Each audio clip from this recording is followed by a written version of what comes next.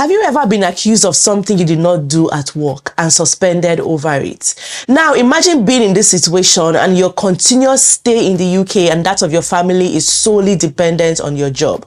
This has been the experience of some migrants. Some were able to go through it successfully. Unfortunately, some were not able to. So we'll be going into the details and sharing one of such instances in today's video. So stay with me. Let's go straight into it. My name is Tochi, or welcome to my channel. Please like this video, give it a thumbs up as you're watching so YouTube can recommend it to more people, and kindly share it to everyone that benefit from this, because we have 1 or 2 lessons to take from this video.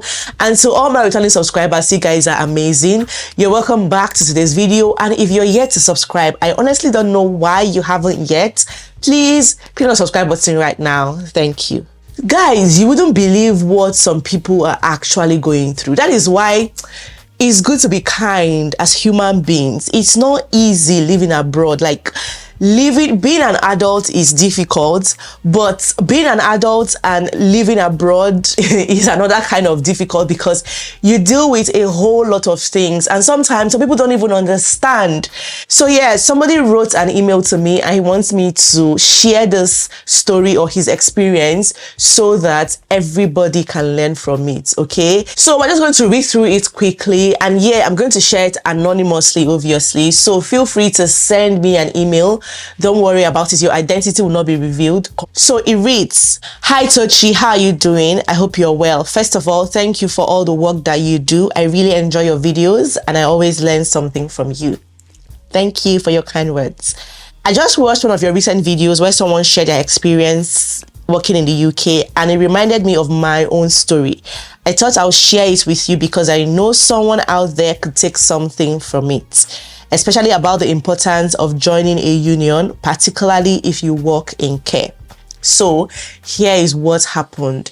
Guys, when I saw this, I was like, I'm actually glad somebody is sharing a real life story, a real life experience, because maybe we all can relate to it and learn from it. Because remember when, a lot of information were flying around about the importance of joining a union, maybe people will finally hear and listen and do the needful. Because I don't know, please, if you even know why some people would just normally not want to join a union, can you let us know why some people would just refuse to join a union that can protect them, protect their job, that has their best interests?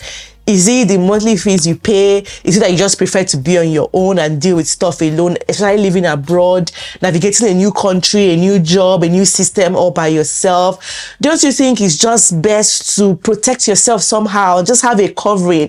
So we're going to call him Peter. I was going to say Daniel, but I know we have used Daniel over and over again, so let's say Peter. This happened on a night shift in a care home. One of the residents I was helping has dementia, so obviously he had gone for his night shift.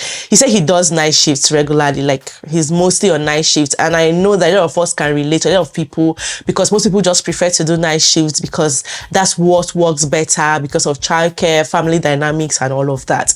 So Mr. Peter is one of those people that are on permanent night shifts. Okay, one of the residents I was helping has dementia, and she needs 2 staff members to care for her properly, right? Now, my colleague and I had just finished helping her get ready for bed, washed her, changed her, made sure she was comfortable, and logged everything in the report. So they had done that, left the room and went to file the report. So everything seemed fine. A few minutes later, she rang the bell. I went alone to answer it because my colleague was busy, and obviously when a bell rings, I'm sure that you just want to go and know why, and then if it requires you to get the next person, then you can now do that. So I don't think there was any need for him to have gone with a second person just to know why somebody was ringing. And because they had just left the room, he wouldn't think it's a big deal, right? Now, I went alone, right? And I walked in, greeted her and asked what she needed. Just like that. And suddenly she started shouting, "Why did you do that? Why did you pull my hair? Why did you pull my hand? Why did you do that?" Like, I was completely shocked. I tried to explain, "No, I didn't touch you. We just finished caring for you a few minutes ago, and you just called us. Now you just rang the bell and I came to know why. So this guy at this point didn't even know how to react or what to do, but he just kept saying, I didn't touch you, I didn't even do anything to you, I only just entered your room to know why you were calling out for somebody, okay, to know if you needed anything or any help. And when such things are happening, of course, it will draw attention of people on site, and they want to know what happened. So let's continue reading. I'm just trying to see if I can summarize because I already read it, but let me just read his message word for word, okay? So the nurse on duty asked me what happened and I explained everything, but she still went ahead and reported me to the manager. The next day, I was called into the manager's office and accused of mistreating a resident. I was suspended pending investigation. And at this point, maybe the family of these residents would have been involved. And you know, instances like this where a case of abuse is raised, they don't take it lightly. They want to protect everybody. Their families have put them in your care, so you should be responsible for that resident because they are vulnerable. So you, as the care home, you as the management of that company is responsible or should be responsible for your residents, right? Some of these establishments have different rules guiding them. Some would involve the police depending on the severity of the situation or what the situation is. You know, some of them would suspend you first and say, okay, stay away from here pending where we find out what's going on, just to protect the resident. Because so the company would also want to protect themselves, right? To assure the family members that they are doing something on it, they are investigating the matter, and just to reassure the family members that they shouldn't worry, everything is under control. So they wouldn't want that person to still be on ground or still be coming to work or even be attending to the residents and other residents as well, because it is assumed that you're a threat to everyone. If you can abuse one person, you can as well abuse 2, 3 and other people. You get what I mean?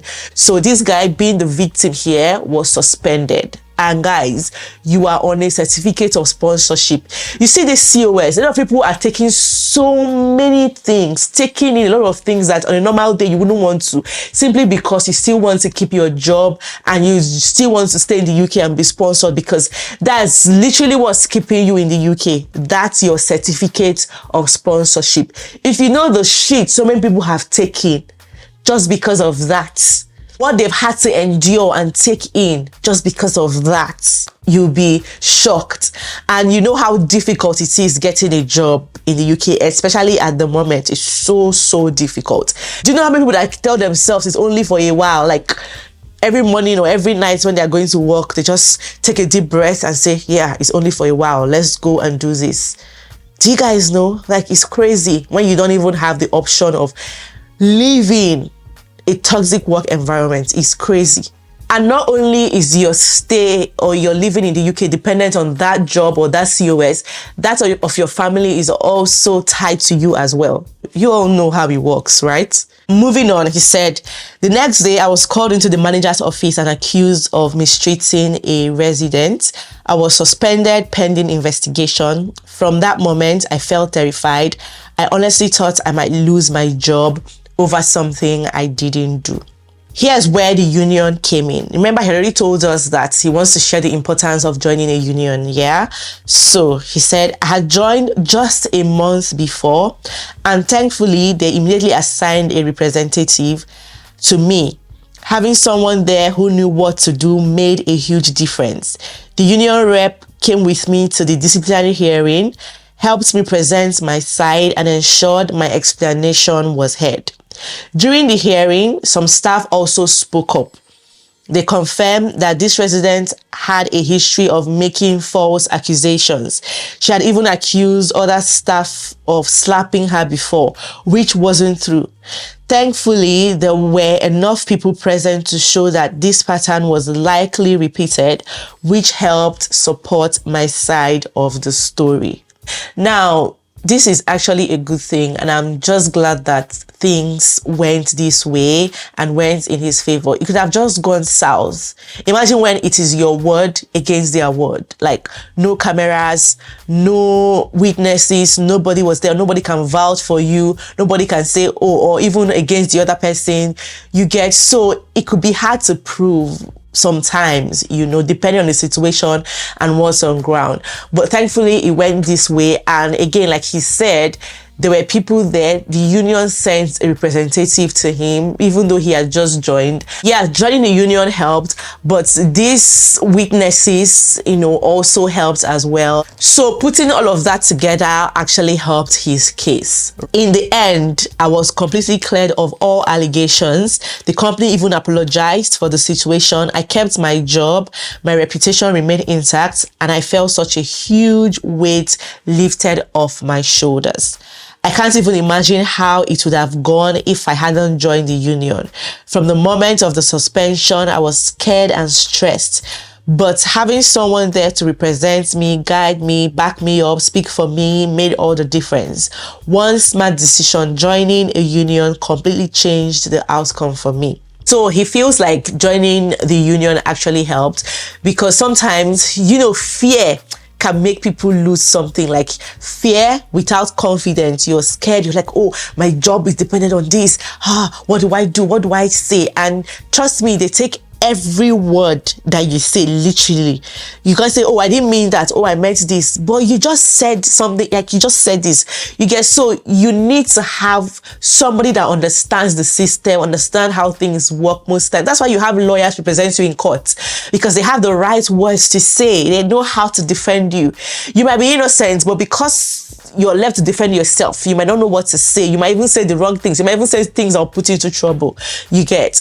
Joining that union or having that person, that representative, also gave him the courage and confidence that he needed to walk into that disciplinary room, committee room, and just say his own side of the story confidently, and knowing that there was also somebody there to speak for him and stand up for him as well.